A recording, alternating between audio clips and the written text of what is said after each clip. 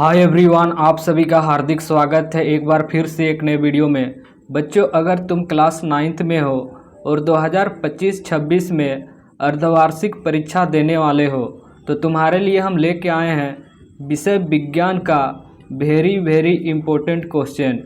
तुम्हारे एग्ज़ाम में हूबहू इसी तरह के प्रश्न आएगा, तो वीडियो काफ़ी इम्पोर्टेंट होने वाला है, तो वीडियो को शुरू से अंत तक देखना। और अगर इस चैनल पे नए हो तो चैनल को सब्सक्राइब कर वीडियो को लाइक करना और दोस्तों को शेयर करना मत भूलना। तो चलिए शुरू करते हैं। तो इसके लिए तुम्हें समय दिया जाएगा 2.5 घंटा और टोटल 20 अंक के होंगे, जिसमें से तुम्हें 9 MCQ टाइप के प्रश्न पूछे जाएंगे और बाकी बचे लघु उत्तर दीर्घ उत्तर के प्रश्न पूछे जाएंगे। तो चलिए शुरू करते हैं। भाग 1 जो कि है तुम्हारा बहुविकल्पीय प्रश्न यानी कि MCQ टाइप के प्रश्न, जिसमें से बच्चों तुम्हें पहला क्वेश्चन यहाँ पे पूछा गया है, ठोस से द्रव में रूपांतरण प्रक्रिया क्या कहलाती है। तो ठोस से द्रव में रूपांतरण की प्रक्रिया को हम क्या कहते हैं? पिघलना कहते हैं। अब ऑप्शन ए देखो, यहाँ पे ऑप्शन ए पे दिया हुआ है संघनन, तो ये गलत हो जाएगा। बी पे दिया हुआ है वाष्पीकरण, तो ये भी गलत होगा। सी पे दिया हुआ है पिघलना, तो ऑप्शन सी यहाँ पे सही होगा, पिघलना। अब आते हैं बच्चों क्वेश्चन नंबर 2 पे। तो बच्चों क्वेश्चन नंबर 2 में पूछा है मिश्रण को अलग करने की वाष्पीकरण विधि किस प्रकार का पृथक्करण है। तो वाष्पीकरण विधि किसमें उपयोग करते हैं हम लोग? शुद्ध पदार्थ से मिश्रण में, शुद्ध यौगिक, मिश्रण से शुद्ध, यौगिक से तत्व। तो इसका राइट आंसर हो जाएगा ऑप्शन सी, यानी कि मिश्रण से शुद्ध के लिए हम लोग वाष्पीकरण विधि उपयोग करते हैं। अब आते हैं बच्चों क्वेश्चन नंबर 3 पे। क्वेश्चन नंबर 3 में तुम्हें पूछा है रासायनिक अभिक्रिया में द्रव्यमान का स्थिरता को व्यक्त करने वाला नियम कौन सा है। ऑप्शन ए पे दिया हुआ है ऊर्जा संरक्षण का नियम, बी संवेग संरक्षण का नियम, सी द्रव्यमान संरक्षण का नियम, डी जल संरक्षण का नियम। तो इसका राइट आंसर हो जाएगा बच्चों ऑप्शन नंबर 3, यानी कि द्रव्यमान संरक्षण का नियम हमें बताता है रासायनिक अभिक्रिया के दौरान अभिकारक की द्रव्यमान और रासायनिक अभिक्रिया के बाद का द्रव्यमान बराबर होती है। तो इसे हम लोग क्या कहते हैं? द्रव्यमान संरक्षण का नियम। तो ऑप्शन सी इसका राइट आंसर हो जाएगा। अब आते हैं बच्चों क्वेश्चन नंबर 4 पे। तो बच्चों क्वेश्चन नंबर 4 पे तुम्हें पूछा है समय संबंधित वेग समय ग्राफ की ढलान हमें क्या बताती है। यानी कि तुम्हें ग्राफ इस तरह से दी गई है जिसमें तुम्हें दिया है क्या? वेग, यानी कि वेलोसिटी दी हुई है और टाइम दिया हुआ है। तो वेलोसिटी टाइम ग्राफ क्या बताता है हमें? तो यह बताता है हमें क्या? त्वरण बताता है। तो ऑप्शन सी यहाँ पे राइट होगा जाएगा, त्वरण। अब आते हैं बच्चों क्वेश्चन नंबर 5 पे। तो बच्चों क्वेश्चन नंबर 5 में यहाँ पे तुम्हें पूछा गया है कोशिका में प्रोटीन संश्लेषण कहाँ होता है। ऑप्शन ए केंद्रक, बी कोशिका भित्ति, सी राइबोसोम्स, डी गोल्जी शरीर। तो इसका राइट आंसर हो जाएगा बच्चों क्वेश्चन नंबर 5 का, वो हो जाएगा तुम्हारा राइबोसोम। राइबोसोम में प्रोटीन संश्लेषण होता है, यानी कि प्रोटीन का निर्माण होता है। अब आते हैं बच्चों क्वेश्चन नंबर 6 पे, जहाँ पे तुम्हें पूछा गया है बच्चों कौन सी उत्तक पौधे की लंबाई बढ़ाने में प्रमुख है। यानी कि कौन सी उत्तक पौधे की लंबाई बढ़ाने में मदद करती है। तो ऑप्शन ए पे दिया हुआ है संयोजी उत्तक, बी पे दिया हुआ है विभजयतक उत्तक, सी पे दिया हुआ है पेशीय उत्तक, डी पे तंत्रिका उत्तक। तो इसका राइट आंसर हो जाएगा ऑप्शन बी, यानी कि विभजयतक उत्तक पौधे की लंबाई बढ़ाने में मदद करती है। तो ऑप्शन बी इसका राइट आंसर हो जाएगा। अब आते हैं बच्चों क्वेश्चन नंबर 7 पे, जहाँ पे तुम्हें पूछा है पौधे में भोजन संचयन का कार्य किस उत्तक का है। यानी कि पौधों में भोजन जमा करने का कार्य किस उत्तक का होता है। ऑप्शन ए पे दिया हुआ है एडिकेमा, बी पे दिया हुआ है पेरेन्काइमा उत्तक, सी पे दिया हुआ है स्क्लेराकाइमा, डी पे दिया हुआ है कोलेकाइमा। तो इसका राइट आंसर हो जाएगा क्वेश्चन नंबर 7 का, वो है ऑप्शन नंबर बी, यानी कि पेरेन्काइमा उत्तक का कार्य होता है भोजन को जमा करना। अब आते हैं बच्चों क्वेश्चन नंबर 8 पे। तो बच्चों क्वेश्चन नंबर 8 पे तुम्हें पूछा है किस मिश्रण से प्रकाश का मार्ग दिखता है। यानी कि हम लोग जब प्रकाश किसी विलयन से हम लोग पार करते हैं तो उसमें रास्ता दिखता है, वो कौन सा विलयन है। तो ऑप्शन ए पे दिया हुआ है, क्या वो विलयन है या फिर शुद्ध पदार्थ है या फिर कोलॉइड है या फिर यौगिक। तो किसमें प्रकाश का मार्ग दिखता है, कोलॉइड में, यानी कि ऑप्शन सी इसका राइट आंसर हो जाएगा। अब आते हैं बच्चों क्वेश्चन नंबर 9 पे। तो क्वेश्चन नंबर 9 पे यहाँ पे पूछा गया है यौगिकों में तत्वों का निश्चित अनुपात की मात्रा किस नियम को बताया गया है। तो यौगिक में तत्वों का निश्चित अनुपात जो कि है तुम्हारा कौन सी नियम को बताया गया है, वो है तुम्हारा निश्चित अनुपात नियम, यानी कि ऑप्शन सी इसका राइट आंसर हो जाएगा। अब आते हैं बच्चों भाग बी पे, जो कि तुम्हारा है बहुत ही लघु उत्तरीय प्रश्न, यानी कि 1 मार्क्स के प्रश्न उत्तरी पे, जिसमें तुम्हें यहाँ पे पहला क्वेश्चन पूछा गया है एक ठोस पदार्थ का उदाहरण लिखिए। यानी कोई भी एक ठोस पदार्थ का नाम लिखना है। तो इसका उत्तर यहाँ पे लिख सकते हो लोहा, लोहा की छड़ जो कि एक ठोस पदार्थ होती है। अब आते हैं बच्चों क्वेश्चन नंबर 2 पे। तो क्वेश्चन नंबर 2 में पूछा है बच्चों तुम्हें कोलॉइड और विलयन में मुख्य अंतर बताइए, यानी कि दोनों में क्या अलग है वो तुम्हें बताना है। तो इसका सही उत्तर हो जाएगा कोलॉइड में कण प्रकाश बिखरते हैं, यानी कि कोलॉइड में हम लोग जब प्रकाश पार करते हैं तो वो प्रकाश को इधर उधर फैलाते हैं, जबकि विलयन में ऐसा नहीं होता है। अब आते हैं बच्चों क्वेश्चन नंबर 3 पे। तो क्वेश्चन नंबर 3 पे तुम्हें पूछा है बच्चों त्वरण की परिभाषा लिखिए। तो इसका परिभाषा तुम्हें पता होनी चाहिए। तो समय के प्रति वेग में परिवर्तन को त्वरण कहते हैं। अब आते हैं बच्चों क्वेश्चन नंबर 4 पे। तो बच्चों क्वेश्चन नंबर 4 में तुम्हें पूछा है कोशिका झिल्ली का कार्य बताइए।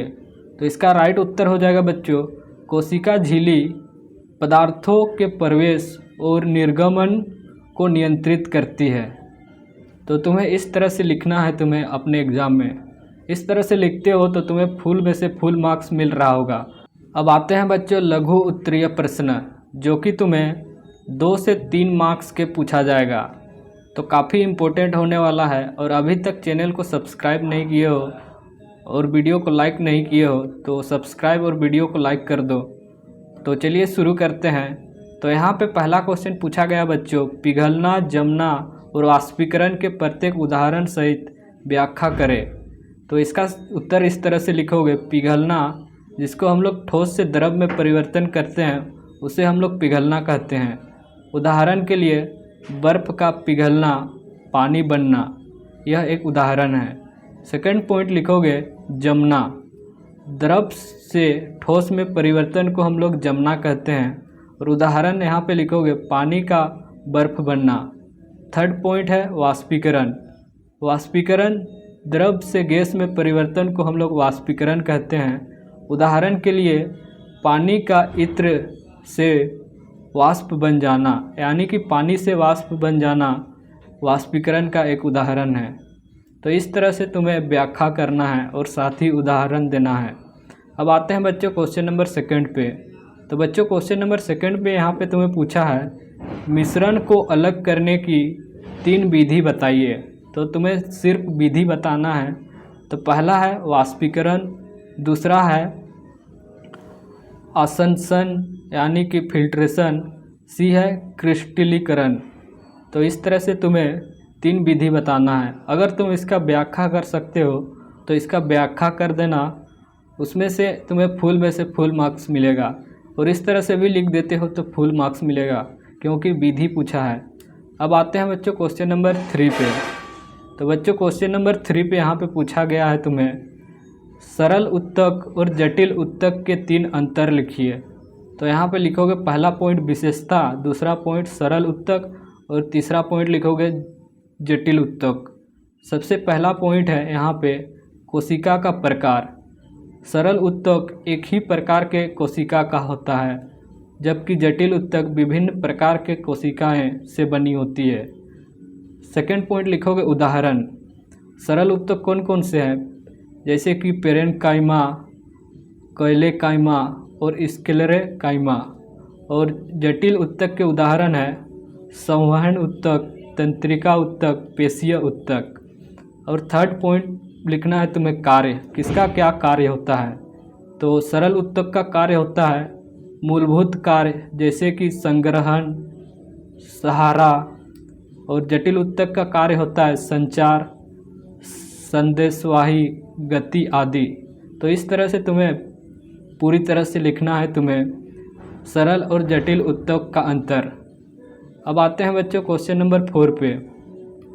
तो क्वेश्चन नंबर 4 पे तुम्हें पूछा है बच्चों, द्रव्यमान संरक्षण का नियम क्या कहता है, एक उदाहरण दीजिए।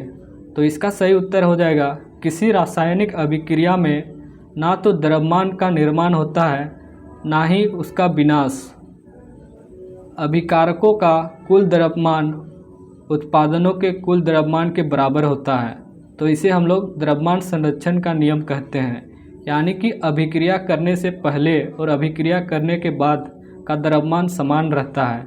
इसी को हम लोग द्रव्यमान संरक्षण का नियम कहते हैं। जैसे कि उदाहरण, हाइड्रोजन को हाफ H2O से मल्टीप्लाई करोगे तो यहाँ पे तुम्हारा H2O का निर्माण होता है। इसमें तुम देखोगे हाइड्रोजन का द्रव्यमान और ऑक्सीजन का द्रव्यमान अभिक्रिया से पहले सेम रहेगा, अभिक्रिया के बाद के बराबर।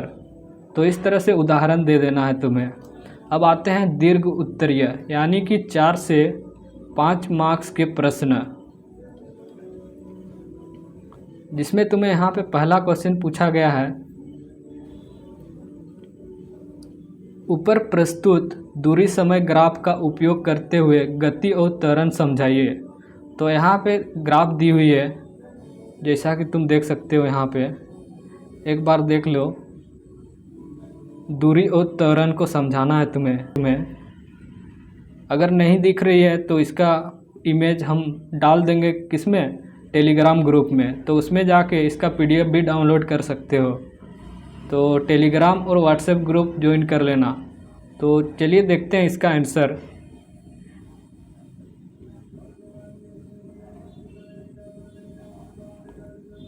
तो इसका आंसर देखते हैं। तो यहाँ पे तुम्हारा ग्राफ में क्षैतिज अक्ष पर समय है, यानी कि क्षैतिज अक्ष पर समय है और ऊर्ध्वाधर पर दूरी है, और ढलान डेल्टा दूरी और डेल्टा समय जो कि औसत गति बताती है, और सीधी रेखा का मतलब एक समान गति है। अगर रेखा वक्र हो तो गति बदलाव होता है, जिससे असमान गति या त्वरण का अंदेशा मिलता है, और एक समय ग्राफ पर ढलाने का सीधे त्वरण निकल जाता है। तो इस तरह से तुम्हें दूरी समय ग्राफ का उपयोग करते हुए गति और त्वरण को बताना है। अब आते हैं बच्चों क्वेश्चन नंबर 2 पे। तो बच्चों क्वेश्चन नंबर 2 में तुम्हें पूछा है, कोशिका संरचना और कार्य विस्तार पूर्वक लिखिए। तो यहाँ पे तुम्हें पहला पॉइंट दोगे और लिखोगे कोशिका भित्ति। तो कोशिका भित्ति का कार्य क्या होता है? कोशिका भित्ति का कार्य होता है पौधों में कठोर सपोर्ट और सुरक्षा करना। सेकंड पॉइंट यहाँ पे लिखोगे कोशिका झिल्ली। कोशिका झिल्ली का कार्य क्या होता है? तो कोशिका झिल्ली का कार्य होता है नियंत्रित पदार्थ का आवागमन। थर्ड पॉइंट लिखोगे केंद्रक। केंद्रक का कार्य होता है आनुवंशिक सामग्री, यानी कि DNA का केंद्र। फोर्थ पॉइंट लिखोगे यहाँ पे राइबोसोम। राइबोसोम का क्या कार्य होता है? प्रोटीन संश्लेषण स्थल, यानी कि प्रोटीन का उत्पादन होता है राइबोसोम पे। और फिफ्थ पॉइंट लिखोगे यहाँ पे माइटोकॉन्ड्रिया। तो माइटोकॉन्ड्रिया का कार्य होता है ऊर्जा ATP का उत्पादन। तो इस तरह से तुम्हें लिखना है कोशिका का संरचना और कार्य। अब आते हैं बच्चों क्वेश्चन नंबर 3 पे। तो बच्चों क्वेश्चन नंबर 3 पे पूछा गया है यहाँ पे, शुद्ध पदार्थ व मिश्रण का परिभाषा करे और समांगी और विषमांगी मिश्रण में अंतर स्पष्ट कीजिए। तो इसका सही उत्तर हो जाएगा शुद्ध पदार्थ। सिर्फ एक ही प्रकार के कण को हम लोग शुद्ध पदार्थ कहते हैं, जैसे कि पानी, H2O। और मिश्रण किसे कहते हैं? दो या दो से अधिक पदार्थ का मिश्रित रूप जैसे कि नमक पानी को हम लोग मिश्रण कहते हैं। और समांगी मिश्रण एक ही रूप में दिखे जैसे कि नमक पानी, उसे हम लोग समांगी मिश्रण कहते हैं। और विसमांगी मिश्रण घटक में अलग दिखे जैसे कि मिट्टी पानी को हम लोग क्या कहते हैं? विसमांगी मिश्रण। यानी कि हम लोग मिट्टी और पानी को घोलते हैं पर कुछ समय के बाद मिट्टी नीचे बैठ जाता है और पानी ऊपर रहता है, तो इस तरह के घटक को हम लोग विसमांगी मिश्रण कहते हैं। अब आते हैं बच्चों क्वेश्चन नंबर 4 पे। तो बच्चों क्वेश्चन नंबर 4 पे यहाँ पे पूछा गया है तुम्हें,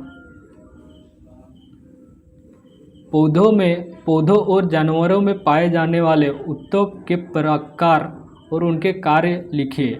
यानी कि उसके प्रकार और कार्य दोनों बताना है। तो सरल उत्तक जैसे कि पेरेन्काइमा पोषण संग्रहण, कोलेकाइमा लचीलापन और स्क्लेरेकाइमा मजबूती। और जटिल उत्तक जैसे कि पौधों में एक्साइलम जल संचारण और फ्लोएम जो कि पोषक संचारण करता है। जबकि जटिल उत्तक जानवर में संयोजी उत्तक सहारा और संरचना कार्य करता है। और जटिल उत्तक जैसे कि पेशीय उत्तक गति देता है और तंत्रिका उत्तक संदेशवाहक होता है। तो इस तरह से तुम्हें लिखना है पौधों में जानवरों में पाए जाने वाले उत्तकों के प्रकार और कार्य। अगर वीडियो पसंद आया तो चैनल को सब्सक्राइब कर वीडियो को लाइक कर देना और हो सके तो हाइप भी कर देना। इससे हमारी वीडियो ऊपर में रैंक करेगी। मिलते हैं एक और नए वीडियो के साथ।